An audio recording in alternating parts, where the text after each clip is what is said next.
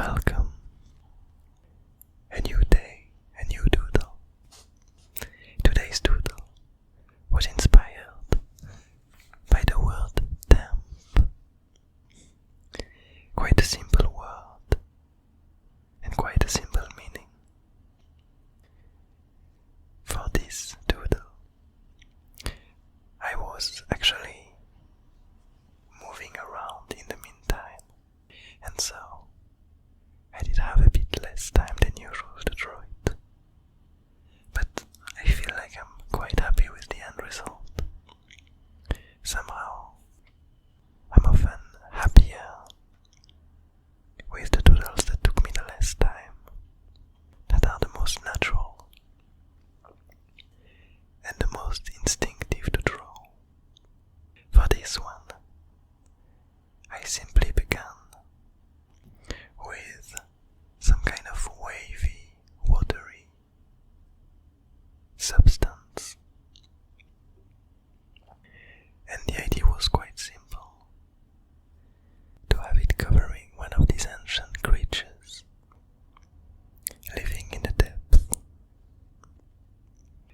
And as it seemed that this creature was reaching out, trying to catch something, I somehow thought that there would be no better time to introduce again our good friend, the hollow seedling, one of the only two seedlings that we know that ended up not being able to turn into other creatures, into other species. The first one being the seedling king, the ageless seedling king. But this one, this hollow seedling, is even more mysterious. Every time we see him in a doodle, it seems as if it's fleeing, looking for something, seeking a place, a trinket, an artifact, an object, a person, a creature, something. We never know what. But it's definitely seeking and fleeing from its surroundings. Because whenever we see it, what we see is the surrounding creatures desperately reaching for it, trying to get it, trying to catch it. As we often see in these doodles, it does seem like these pollen-like particles seem to attract most of the creatures living in the abyss garden, and somehow this hollow seedling seems to be able to make them emerge from its body. It seems like it's producing them, materializing them as it flees, as it's looking for something to fill his void. And so, despite this hollow seedling, the other creature that we have on the left is actually a new creature, one that we've never seen. We've seen another one from kind of a related species. Because of the three eyes, it might ring a bell. We saw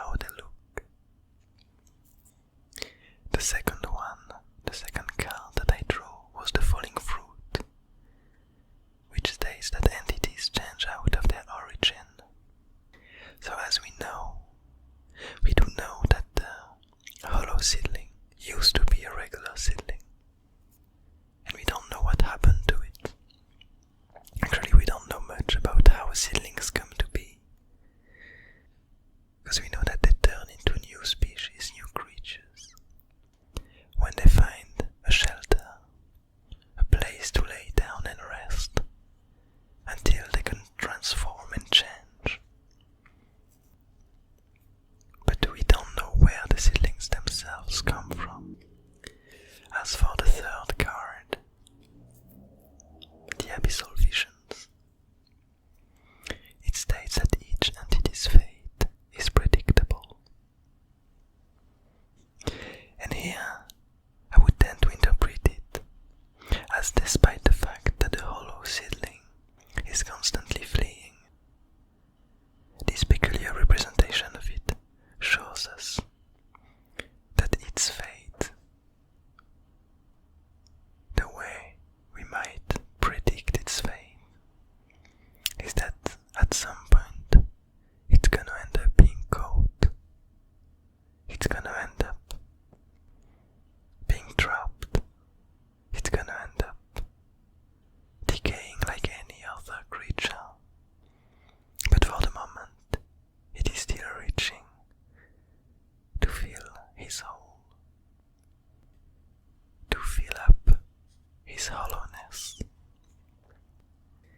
And I'm quite curious to see if he's ever gonna end up finding this special place that it needs, or if indeed it's gonna end up getting caught by one of these creatures that so often try to catch it, try to lure it, try to gather its pollen material. And I'd be quite curious to see what happens in either of these cases, because I would guess that even if this hollow seedling gets caught, it might end up merging with this creature that caught it, and probably make it hollow itself, maybe spreading its void, which might be quite an interesting idea, because maybe the reason why the hollow seedling is fleeing is to try to get the void as far away as possible from any living being, protecting the rest of the Abyss Garden from its own emptiness. I hope you enjoyed